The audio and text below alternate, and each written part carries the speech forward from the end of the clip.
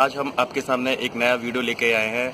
आज के वीडियो में हम चर्चा करेंगे कि जो सिविल सूट होता है उसकी स्टेजेस कौन कौन सी होती है, मींस फाइलिंग ऑफ प्लांट से लेके जजमेंट तक बीच में कैसे कैसे सिविल सूट्स आगे बढ़ता है और क्या क्या फ्रेमिंग होती है। ये बड़ा इंटरेस्टिंग क्वेश्चन है क्योंकि ये एक लॉ स्टूडेंट्स को भी जानना चाहिए, एक बिगनर जो एडवोकेट्स है उसको भी जानना चाहिए, और साथ में ये क्वेश्चन इंटरव्यूज वगैरह में भी एग्जामिनर जो होता है वो पूछ लेता है कि स्टेजेस बताइए। तो first of all we have to file a plaint. हम सबसे पहले जो सिविल सूट स्टार्ट होता है वो होता है फाइलिंग ऑफ प्लांट।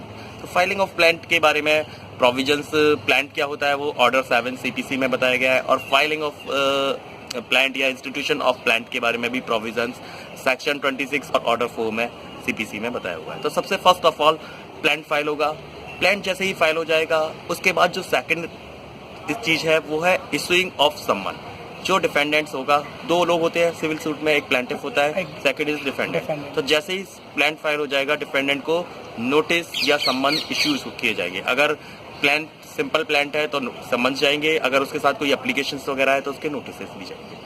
अगर उसी दिन जिस दिन प्लांट फाइल होता है उस दिन डिफेंडेंट कोर्ट में अपीयर है तो रुक जाना है, तो वहां पर केवल किसी प्रकार का सम्मन नहीं निकाला जाएगा क्योंकि वो खुद अपीयर है। लेकिन अगर वो अपीयर नहीं है तो वहां पर उसके लिए सम्मन और नोटिस निकाले जाएंगे। इसके बाद जब डिफेंडेंट या प्रतिवादी कोर्ट में अपीयर हो जाता है तो वो अपना WS फाइल करता है। WS रिटर्न स्टेटमेंट उसे फाइल करना होता है, जो लिखित कथन जिसे हम हिंदी में बोलते हैं। उसकी जो टाइम पीरियड है that is 30 days. With in 30 days वो WS फाइल होना पड़ेगा, जिसको मैक्सिमम 90 डेज तक एक्सटेंड किया जा सकता है with the leave of the court. जब WS प्लांट आ गया, WS आ गया, उसके साथ साथ एक बड़ी इंपॉर्टेंट चीज और है, जिन डॉक्यूमेंट्स पे सिविल जो केस होता है वो डॉक्यूमेंट पर चलता है। Document is the basis of the civil suit. तो जिन डॉक्यूमेंट्स पर प्लांटिफ रिलाई कर रहा है उन डॉक्यूमेंट को प्लांटिफ फाइल करेगा विद द प्लांट, और इसी प्रकार जिन डॉक्यूमेंट्स पर डिफेंडेंट रिलाई कर रहा है उन डॉक्यूमेंट को डिफेंडेंट फाइल करेगा विद द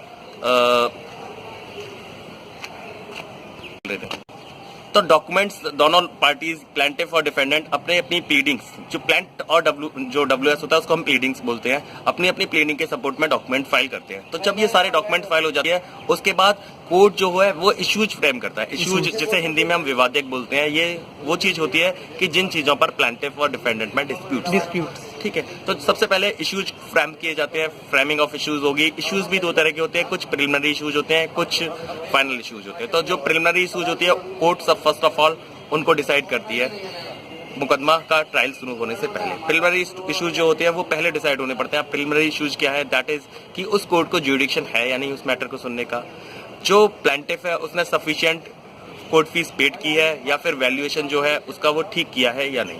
जैसे इश्यूज प्रिलिमिनरी इश्यू तय हो जाते हैं उसके बाद एविडेंस होती है। तो एविडेंस में फर्स्ट ऑफ ऑल प्लांटिफ अपनी एविडेंस लीड करेगा।